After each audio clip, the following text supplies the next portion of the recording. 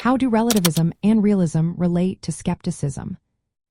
Have you ever wondered how our beliefs about right and wrong shape our understanding of truth? Today, we will look at the connections between relativism, realism, and skepticism in ethics. Let's break it down. First, let's define our terms. Relativism is the idea that moral judgments depend on cultural, social, or personal contexts.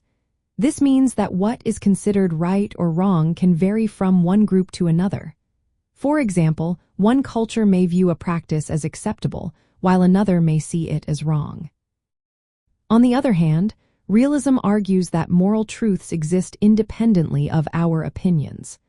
Moral realists believe that some actions are objectively right or wrong, regardless of what people think. This perspective suggests that there are universal moral standards that apply to everyone. Now, let's introduce skepticism. In ethics, skepticism questions whether we can truly know moral truths. Moral skepticism challenges the idea that we can make justified moral judgments. It raises doubts about whether any moral claim can be known with certainty. So, how do these ideas connect? Relativism can lead to skepticism. If moral judgments are only relative, it becomes hard to claim that any one moral view is universally true. This uncertainty can make people skeptical about the existence of objective moral knowledge.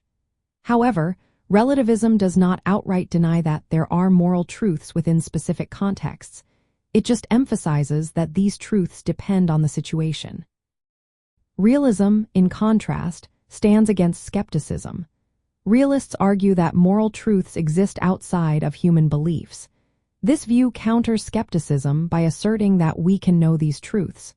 Yet, skepticism can still challenge realism by asking how we can be sure of these objective moral truths. In practical terms, these debates influence how societies handle moral issues. Relativism might encourage tolerance for different moral practices, while realism could push for universal moral standards.